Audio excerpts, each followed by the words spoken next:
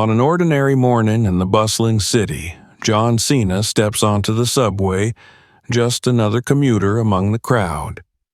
But something feels off.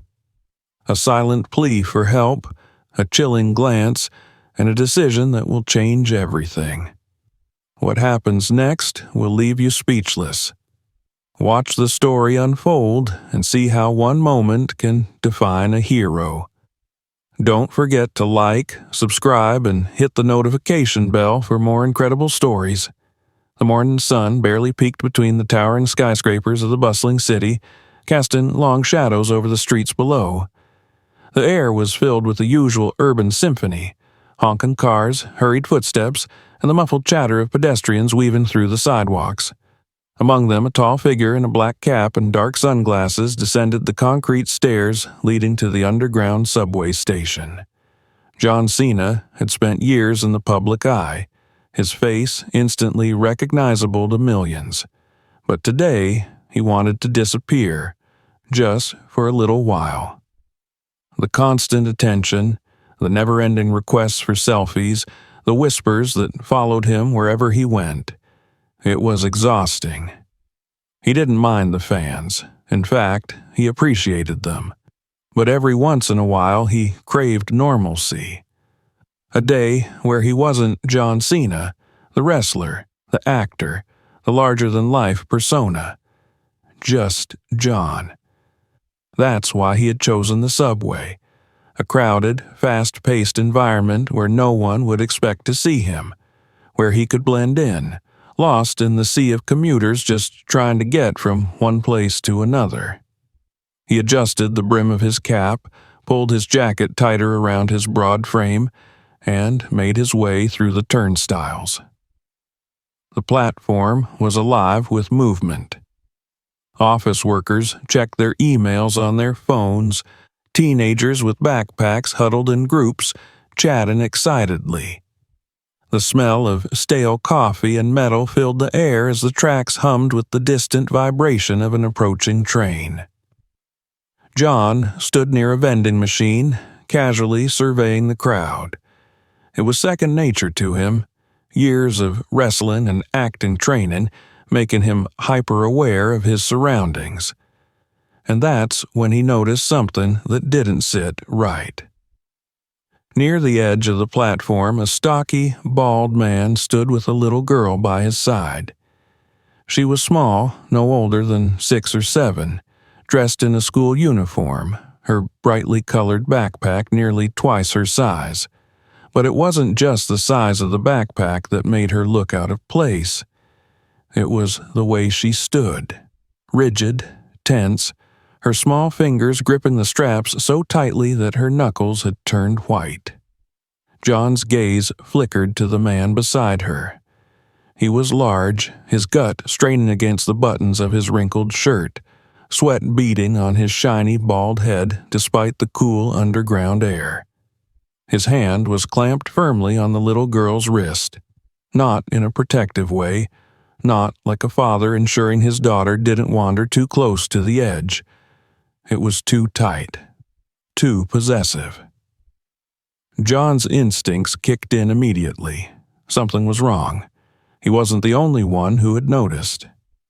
A middle-aged woman a few feet away briefly glanced at the pair, her brow furrowing, but she quickly looked away, returning to the comfort of her phone. A businessman adjusted his tie and stole a look before shifting uncomfortably, as if telling himself it wasn't his problem. John took a step closer, making his presence known.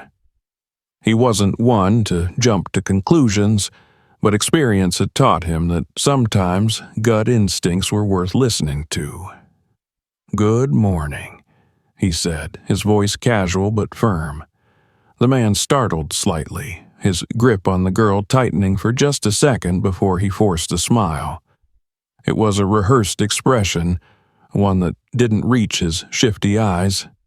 "Morning," the man replied, his voice gravelly.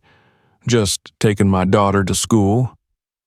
John nodded slowly, observing the girl's reaction. She didn't say anything, didn't nod in agreement. In fact, she didn't even look at the man. Her eyes were locked onto the ground, her lips pressed tightly together. Something wasn't right. John wasn't a cop. He wasn't an investigator. But he had spent his life in high-pressure situations learning how to read people. And right now, every fiber of his being told him that this wasn't a normal father-daughter morning commute. He moved toward the vending machine, pretending to grab a bottle of water, but keeping them in his peripheral vision. The train rumbled into the station, its brakes screeching as it slowed to a stop. The doors slid open, and the man quickly nudged the girl forward. That's when it happened. The little girl broke free from his grasp and darted toward John, clutching his arm with both hands. Her voice trembled, barely above a whisper. "Help me!" John barely had time to react before the man was upon them. He grabbed the girl by the shoulders, yanking her back with a forced laugh.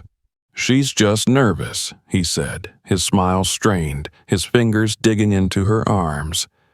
"First day at a new school, you know how kids get." John didn't move, his body tense.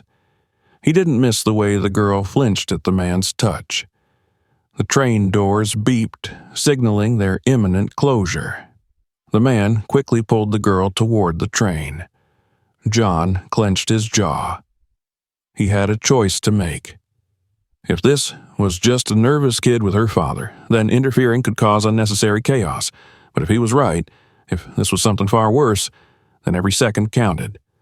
His eyes locked onto the girls as she was dragged toward the train. And then she did something that removed all doubt.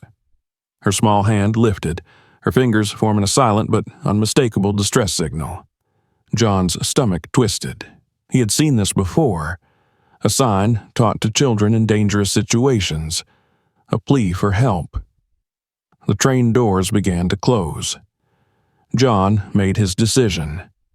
In one swift motion, he stepped forward onto the train, determined to uncover the truth. The subway doors slid shut behind John as the train lurched forward, speeding into the underground tunnels. He moved to the side, staying out of direct sight, but keeping his eyes locked on the man and the little girl. The train was relatively full, commuters lost in their phones, listening to music, or staring blankly at the advertisements above the seats. No one else seemed to notice the silent tension radiating from the girl. John took a seat a few rows behind them, pretending to look at his phone. The girl sat rigidly, her small hands gripping the straps of her backpack. She was pressed into the corner of the seat, as far from the man as she could manage without making it obvious. The man leaned in, whispering something, his fingers tightening on her wrist. Her shoulders flinched slightly. John clenched his jaw. Something about the man's demeanor had changed. Now that he believed he was out of sight from questioning eyes, he was no longer forcing a smile. His lips were a thin line, his brows furrowed as he occasionally darted glances toward the other passengers, as if making sure no one was watching too closely. The girl's lips barely moved, but John could hear the quietest of murmurs. A soft, pleading whisper. "Stop. Please." It was so faint that it almost blended into the low hum of the train. But John caught it. His grip tightened around his phone. He stood, casually adjusting his jacket as if shifting for comfort, and moved down the aisle, choosing a seat directly across from them. His large frame naturally drew attention, but most passengers gave him only a fleeting glance before returning to their distractions. The man's eyes flicked up. His expression remained neutral, but there was something calculating in his gaze. John leaned back, stretching one leg forward slightly, acting as though he was simply trying to find a comfortable position. The girl finally looked up at him. Their eyes met. It lasted no more than a second, but John saw everything he needed in that moment. Fear, desperation. She wasn't just nervous. She wasn't just a shy child avoiding conversation with strangers. She was scared. John cleared his throat loudly, making sure the man knew he was paying attention. "Everything okay here?" His voice was calm but firm. The man's jaw twitched. "Yeah," he said, a little too quickly. "My daughter's just a little fidgety this morning. First day nerves." John didn't blink. The girl looked down again, her fingers twitching over the fabric of her backpack. John shifted slightly, angling himself so he could see her face better. There were faint tear stains on her cheeks. She had been crying. He glanced around. The other passengers were still lost in their own worlds. John made a decision. He wasn't going to let this continue. Pretending to be interested in a discarded newspaper on the seat beside him, he leaned over and picked it up, bringing him closer to their side of the train. Now he could see the girl's face more clearly. Her lips were slightly parted, her breath quick and shallow. His eyes flicked downward. The man's hand had moved to her leg, fingers pressing into her knee. Every time she inched away, he pulled her back. John's stomach tightened. At the next stop, more passengers got on, crowding the train. The man seemed to relax slightly, as if believing that the presence of more people would discourage interference. John's mind raced. If he was wrong, confronting the man could cause unnecessary panic. But if he was right, then every second counted. The girl's hands trembled slightly. The train continued to speed through the underground, the rhythmic clatter of the tracks filling the silence between them. Then the girl did something that erased all doubt. She looked up, her eyes meeting John's once more. And then, ever so subtly, she lifted her hand, forming the same distress signal as before. John's heart pounded. This wasn't just suspicion anymore. This was real. He was looking at a child in danger, silently begging for help, and he wasn't going to let her down. The train slowed as it approached the next station. John took a deep breath. He needed to be smart. He needed to act fast.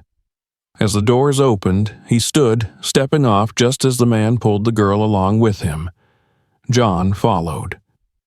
John stepped off the train, his movements deliberate but not rushed. The bald man was walking quickly, gripping the little girl's wrist as he led her toward the exit of the subway station. John stayed a few paces behind, blending in with the morning commuters. His cap and sunglasses helped him go unnoticed, just another face in the crowd. But his focus was razor sharp, his mind assessing every detail, the way the girl stumbled slightly as she tried to keep up with the man's hurried pace, the way his fingers dug into her arm each time she lagged behind, the way she glanced back, eyes wide with fear, searching for something. She was searching for him.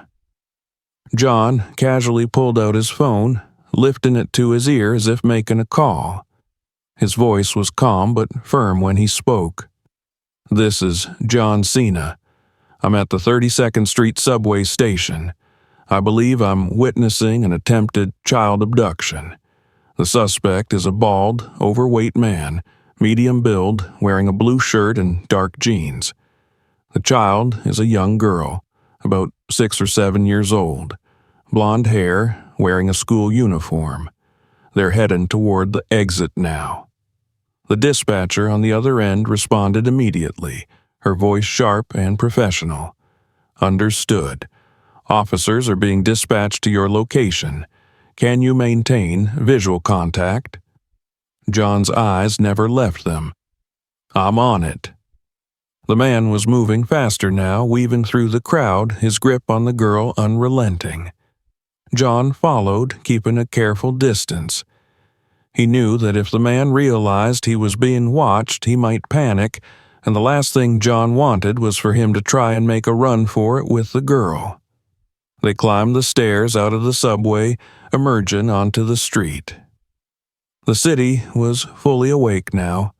Taxis honking, people rushing past on their way to work, a group of tourists pausing to take photos of the towering skyscrapers above.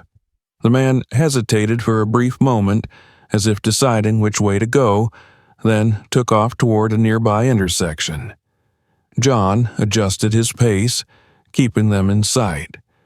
His phone was still at his ear. They're heading west on 32nd Street.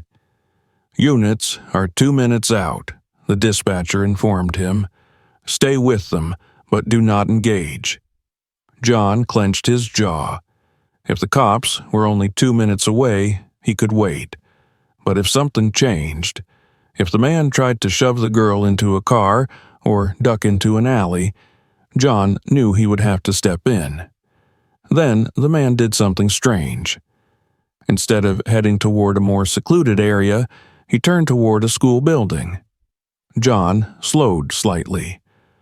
Was he actually taking her to school? That didn't make sense. Everything about this situation screamed danger. The girl's silent plea for help, the way she tried to keep distance between them, the fear in her eyes. This wasn't just a nervous child walking to school with her father. The school's name was printed in bold letters above the entrance: Westfield Elementary. John stopped a short distance away, watching as the man led the girl through the front doors. Something about it felt off. The school grounds were eerily quiet. There were no clusters of parents dropping off their kids, no staff outside monitoring arrivals. The early hour meant most students weren't here yet. John noted the time: 7:10 a.m.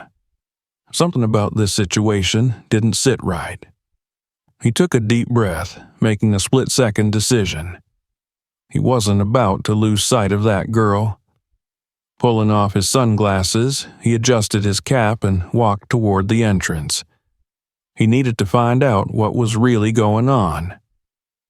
John stepped through the front doors of Westfield Elementary, his broad shoulders barely fitting through the entrance. The front lobby was quiet, with only the faint hum of fluorescent lights and the distant murmur of voices from a back office. A woman sat behind the reception desk, glancing up as he entered. She looked to be in her mid-40s, her blonde hair pulled into a tight bun, a cup of coffee in one hand and a stack of papers in the other. He approached with a calm yet purposeful stride, flashing a friendly but firm smile. "Good morning," he said, his deep voice carrying just enough authority to command attention. "I'm here to check on my niece, Karina. Her mom asked me to make sure she's settled in. Family emergency." The receptionist blinked, her eyes briefly scanning him before she nodded. "Oh, sure. Karina just arrived a few minutes ago. Her father dropped her off." John's jaw tightened, but he kept his expression neutral. "Right. Which classroom is she in?" The woman hesitated, clearly uncertain about whether to give him that information. John leaned forward slightly, lowering his voice to a more personal tone. "Look, I know this is a little unusual, but something didn't feel right this morning, and I just want to make sure she's okay." The receptionist's hesitation lingered for only a moment before she nodded, pointing down the hall. "She's in the first-grade classrooms down that hallway, room 103. John gave a quick, appreciative nod before making his way down the hallway. His boots echoed softly against the polished linoleum floor, each step carrying the weight of urgency. As he passed closed classroom doors, his mind raced through possible outcomes. If he was wrong, if this was just an overprotective instinct, then he'd make sure the girl was safe and leave. But if he was right, if that man wasn't her father, then he was walking into something far more dangerous than he had anticipated.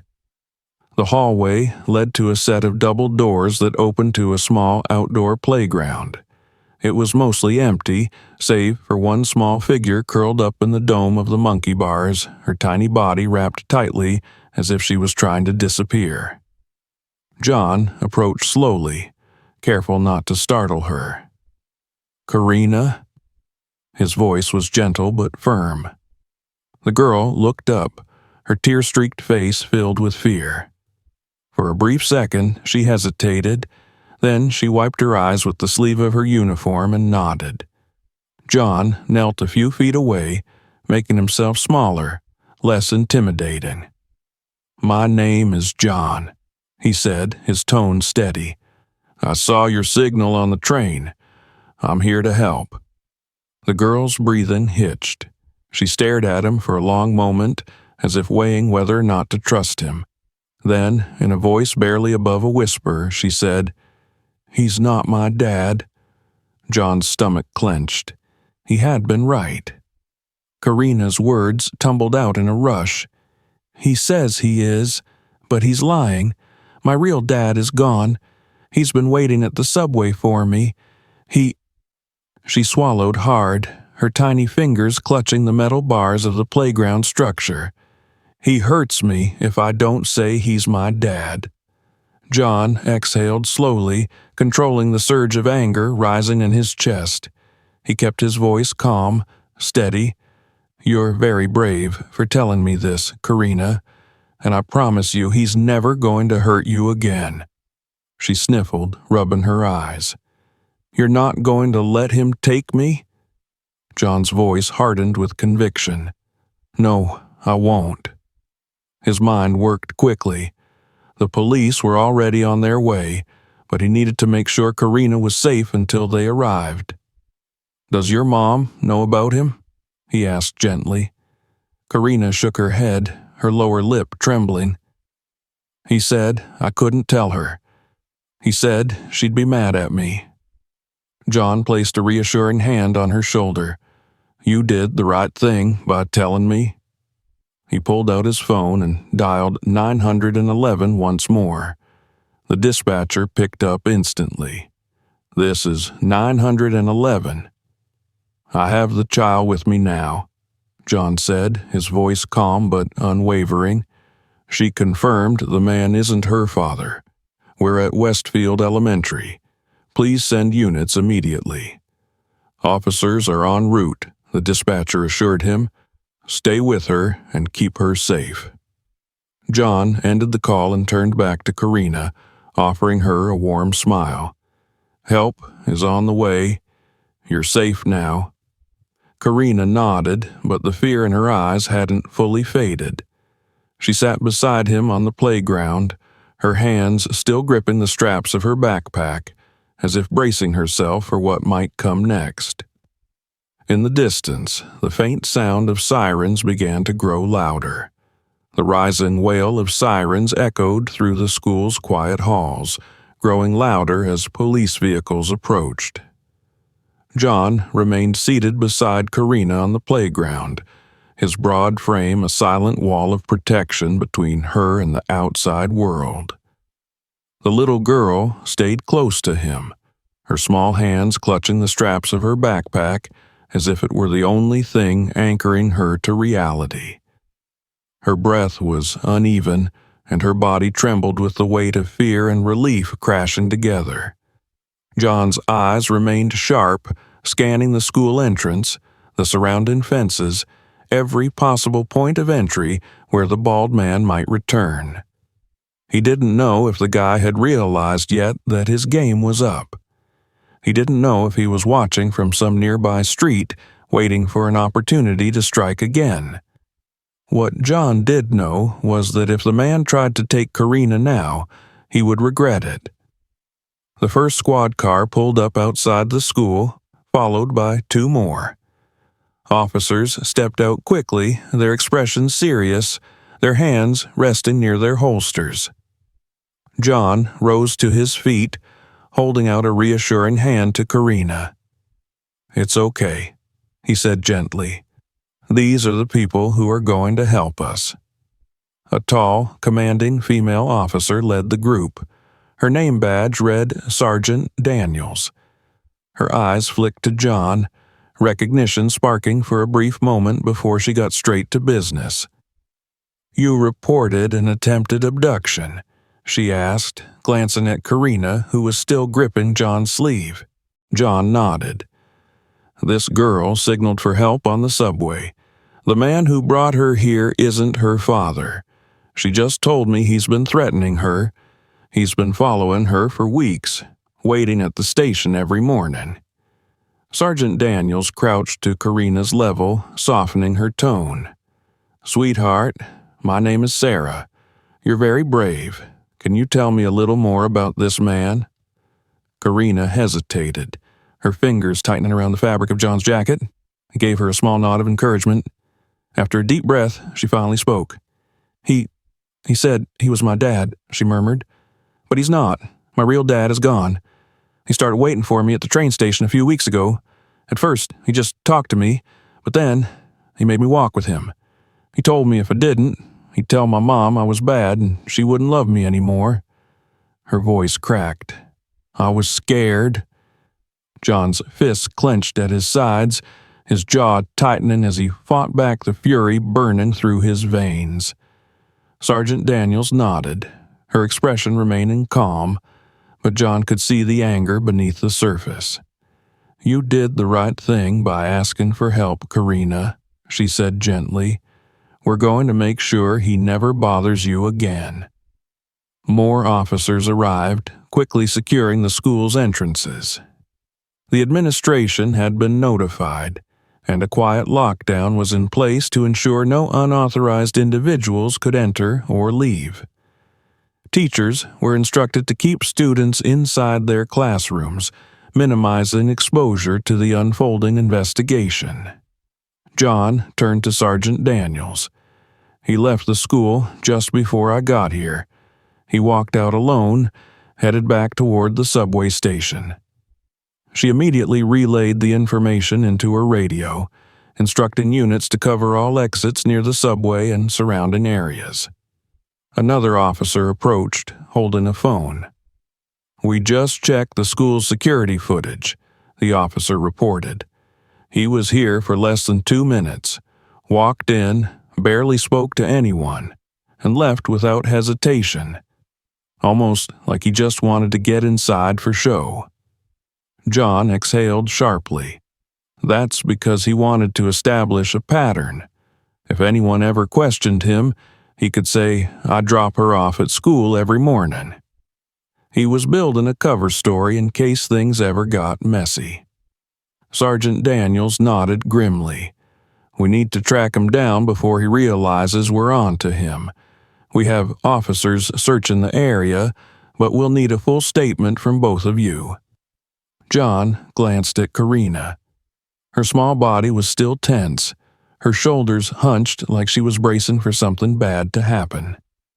He crouched beside her again, lowering his voice. "You're safe now. The police are here. They're going to find him." Karina sniffled, looking up at him with wide, uncertain eyes. "What if he comes back?" John's expression was unwavering. "He won't. Not to you. Not ever again."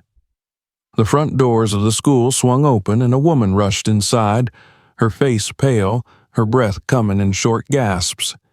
"Karina!" she called out, her voice cracking. The little girl gasped, her head snapping toward the sound. "Mom!" John stepped aside as Karina bolted across the room, throwing herself into her mother's arms. The woman, small and worn from what looked like too many sleepless nights, collapsed onto her knees, clutching her daughter so tightly it was as if she were afraid to let go. "Oh, my baby," she sobbed, burying her face in Karina's hair. "I'm so sorry. I didn't know. I should have been there. I should have." Karina clung to her, shaking. "I didn't want you to be mad at me." Her mother's heartbroken expression twisted into one of fierce determination. She pulled back just enough to cup her daughter's tear-streaked face in her hands. "Sweetheart, I would never be mad at you. You are so brave. You did the right thing. I love you so much." John stood back, watching the scene unfold. Relief settled deep in his chest, but it was mixed with something heavier. Karina was safe, but this nightmare wasn't over yet. Sergeant Daniels approached him again. "We're coordinating with the subway authorities to pull camera footage. Based on Karina's statements, it's likely this guy has been tracking her movements for a while." She paused, lowering her voice. "We might be dealing with something bigger than just a one-time incident." John's expression darkened. "You think he's done this before?" Daniels nodded. "We'll know soon enough, but one thing's for sure, he won't get away with it this time." Another officer signaled to Daniels from across the room. She nodded before turning back to John. "We'll need you to come to the station for a formal statement. Your eyewitness account could be key in putting this guy away." John didn't hesitate. "Whatever it takes." He glanced back at Karina one last time. She was still nestled in her mother's embrace, her small fingers gripping onto her like a lifeline. She looked up at him. "Thank you," she whispered. John gave her a small smile. "Any time, kiddo." And with that, he turned to leave, ready to do whatever it took to make sure that man never laid a hand on another child again. John sat in the front seat of the unmarked police car, his jaw tight as they sped toward the subway station. The lead detective, Sergeant Daniels, sat beside him, her radio crackling with updates from officers already stationed at the subway exits. The weight of the morning's events pressed heavily on John's chest. He had done everything he could to protect Karina, but the job wasn't finished. The man who had been stalking her was still out there, and until he was in cuffs, this wasn't over. The city blurred past the window as they neared the station. The detective turned to John, her expression serious. "Based on Karina's description and your report, we believe this guy has been operating under different aliases. If he's part of a larger network, we need to catch him before he disappears." John nodded, his gaze locked on the station entrance as they pulled up to the curb. "He won't get away." The officers waiting outside had already secured the exits, blending into the crowd of morning commuters. John and Daniels stepped out of the vehicle, moving swiftly toward the platform where he had first seen the man. The air inside was thick with the scent of metal and damp concrete, the hum of conversation and the distant screech of an approaching train filling the space. John's eyes scanned the sea of faces, searching for the stocky, bald man. His heart pounded, his instincts on high alert. And then he saw him. The man had changed his clothes. He was no longer wearing the wrinkled blue shirt and dark jeans. Now he had on a dark hoodie and a baseball cap, an attempt to blend in. But John recognized the way he carried himself. The hunched shoulders, the nervous glances, the calculated movements. He was standing near the edge of the platform, pretending to check his phone, but his gaze kept shifting toward the people around him.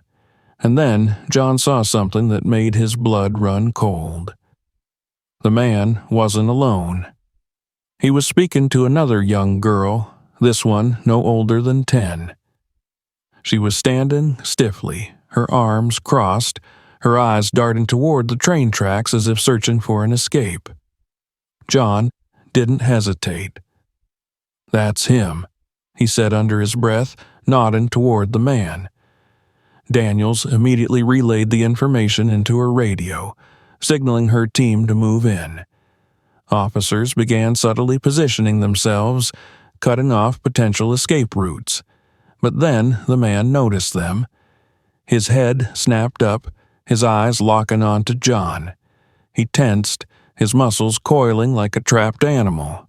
And then he made his move. He grabbed the girl's arm and tried to pull her toward the train doors just as they were opening. John reacted instantly. With a few powerful strides, he closed the distance between them, his voice booming. Let her go."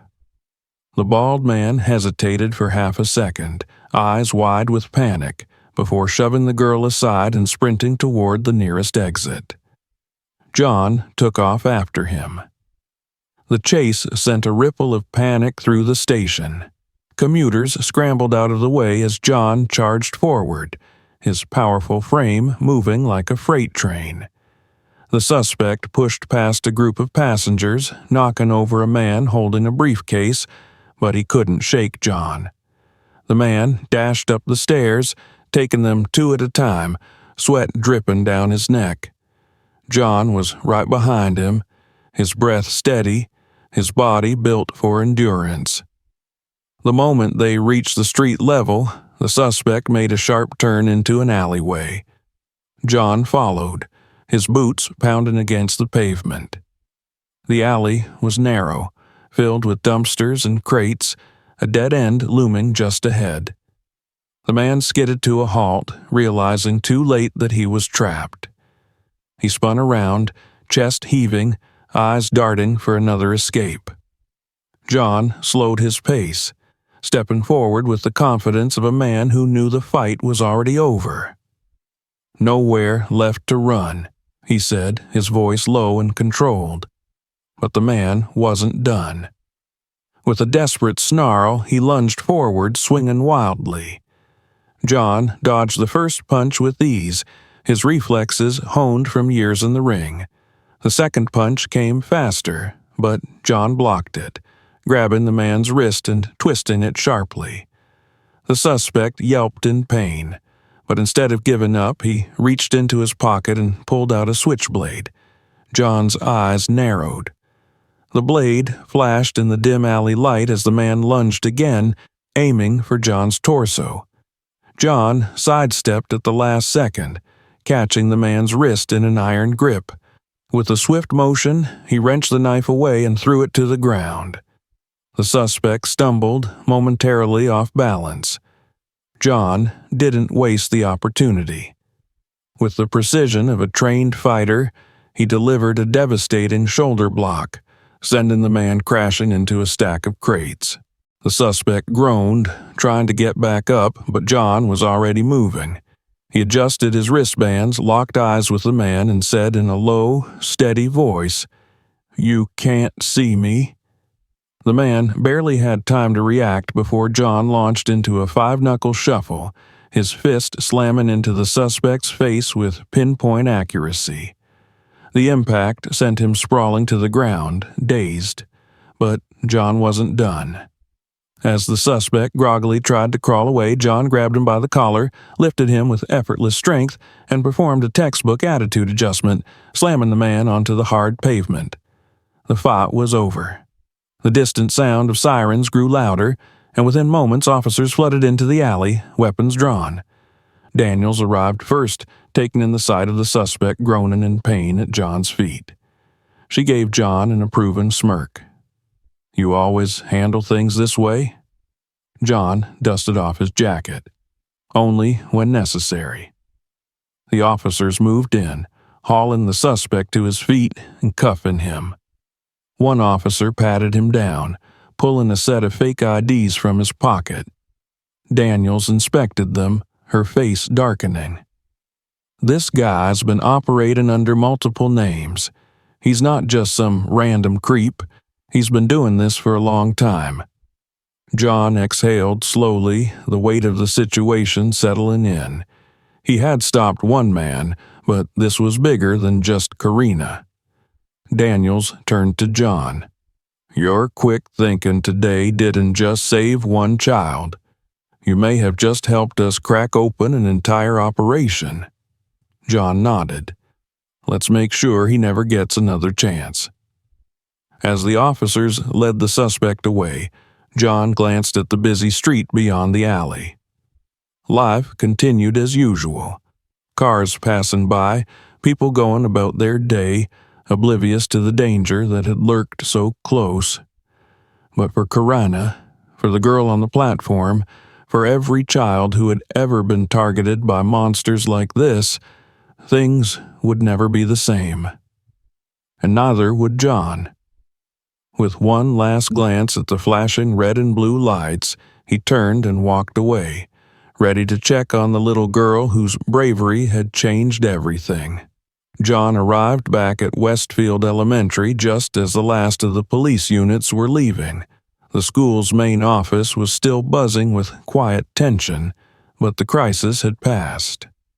Teachers whispered among themselves, concerned glances exchanged as they processed what had nearly happened that morning. But the most important thing was that Karina was safe. He stepped through the entrance and immediately spotted her. She was sitting in the principal's office, curled up on a chair, her tiny hands wrapped around a cup of hot chocolate that one of the officers must have given her.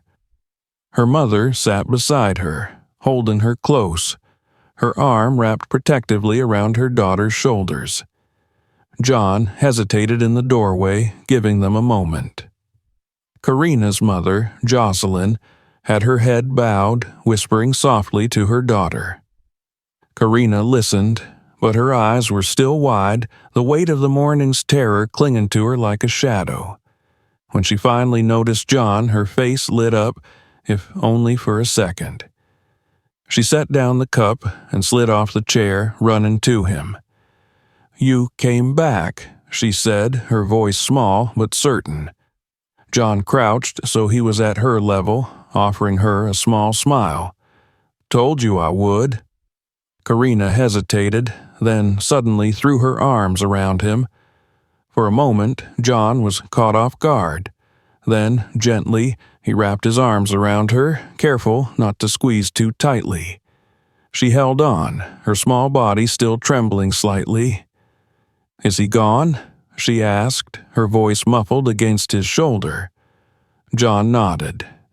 "He's gone, and he's never coming near you again." Karina pulled back slightly to look at him.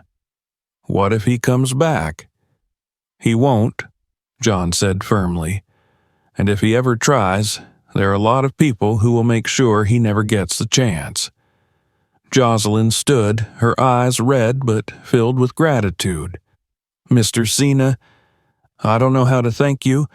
You saved my daughter." John shook his head. "Karina saved herself. She asked for help. That takes courage." Jocelyn pressed a hand to her chest, exhaling shakily. "I had no idea. I thought she was safe. I thought I was doing the right thing, letting her take the train to school. I never imagined—" She trailed off, shaking her head. John placed a reassuring hand on her shoulder. "You're not at fault. That man was a predator. He knew how to exploit routines, how to manipulate a situation to his advantage. But what matters is that she's safe now." Jocelyn wiped at her eyes, nodding. "I'll never let her out of my sight again." Karina tugged at John's sleeve. "Are you going to go now?" John glanced at the officers still in the room, knowing he still had to give his final statement before he could leave. He looked back at Karina. "I have to help the police make sure that bad guy never hurts anyone again." She bit her lip, looking down for a second, then peeked back up at him. "Will I see you again?" John smiled. "You bet, and next time maybe we can do something fun. Maybe watch some wrestling. You ever seen my matches?" Karina giggled, shaking her head. "I don't watch wrestling." John pretended to be shocked. "What? You've never seen me in action?" She giggled again. "No." "Well, we'll have to change that," he said, ruffling her hair gently. Jocelyn stepped forward, still looking overwhelmed but grateful. "If you ever need anything, if there's ever anything we can do," John held up a hand. "You don't owe me anything. Just take care of her." Jocelyn nodded, pulling Karina close. As John straightened, Sergeant Daniels approached. "We need your final statement, but after that, you're free to go." John nodded, casting one last glance at Karina, who was now nestled against her mother. She was safe. That was all that mattered. An hour later, after finishing his report at the precinct, John stepped outside, breathing in the crisp city air. The streets were alive with movement, people going about their day, unaware of how close one little girl had come to losing everything. As he walked toward his car, his phone buzzed. A news alert flashed across the screen. Breaking. Suspect in attempted child abduction arrested. Authorities investigating possible connections to larger network. John exhaled slowly. The story was out now. People would know. And maybe, just maybe, it would make someone pay closer attention the next time they saw something that didn't feel right. He slid his phone into his pocket, started the engine, and pulled onto the street, disappearing into the flow of the city. For Karina, for her mother, for every child who needed someone to notice, he had been in the right place at the right time. And that was enough. The evening had settled over the city by the time John pulled into the modest apartment complex where Jocelyn and Karina lived. The neighborhood was quiet, the dim glow of street lights casting long shadows across the pavement. John had been on his way back to his hotel when he received the message from Jocelyn, a simple invitation to dinner as a way to say thank you. At first, he had considered declining, wanting to give them time to recover from the day's events, but something told him that Karina might still need reassurance. So, here he was, stepping out of his car and walking toward the entrance, the scent of home-cooked food drifting through the air.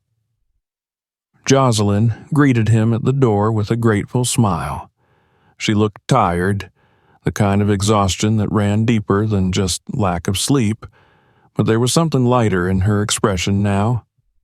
Relief, maybe, or just the comfort of knowing her daughter was safe.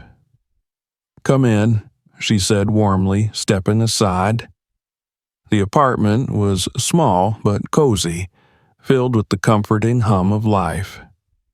The walls were decorated with framed photos, most of them of Karina at different ages, her smile bright and full of innocence. A few crayon drawings were pinned to the refrigerator, one of them a wobbly attempt at a rainbow with the words "For Mommy" scrawled underneath. Karina was already waiting at the table, her legs swinging beneath the chair as she grinned at him. "You really came?" John smiled, stepping inside.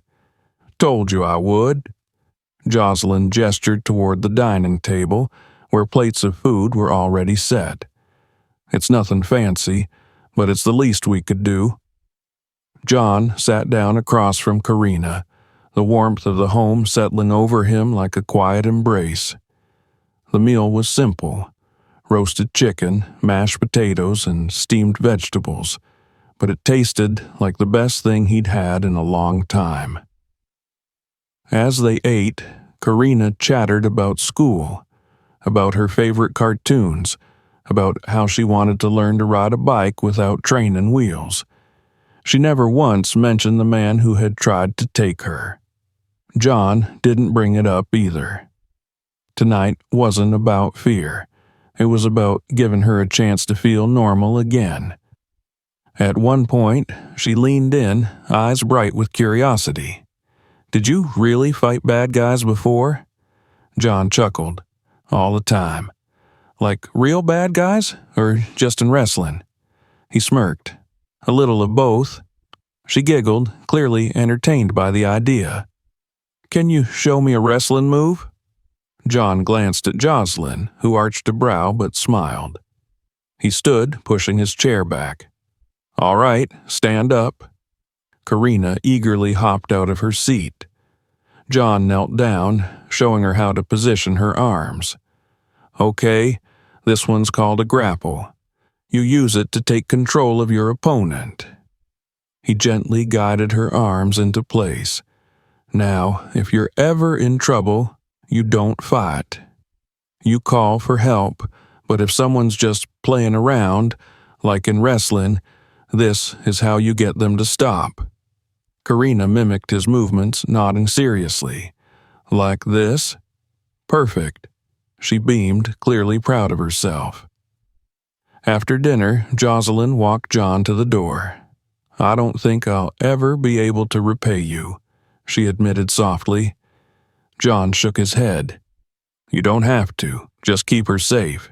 Jocelyn exhaled, glancing back toward Karina, who was now drawing at the table. "I still can't believe I almost lost her today." "But you didn't," John said firmly, "because she was strong enough to ask for help, and because she's got a mom who loves her enough to listen." Jocelyn's eyes shimmered slightly, but she smiled. "Thank you." John glanced back at Karina one last time. She looked up, waving at him with a grin. "See you soon?" He nodded. "See you soon, kiddo." As he stepped outside, the cool night air filled his lungs. The city stretched out before him, alive with possibilities. He had done what he could today, and for one little girl, that had made all the difference. He adjusted his cap, pulled his jacket tighter, and disappeared into the night, just another face in the city. Just a man who had been in the right place at the right time. And that was enough. In just one moment, everything changed. A silent call for help, a hero who refused to look away, and justice served. But how many times do we walk past something suspicious without acting? Heroes aren't just in movies. They're the ones who choose to stand up when it matters most. What would you have done in this situation? Let us know in the comments. And don't forget to like, subscribe, and hit the notification bell for more incredible stories.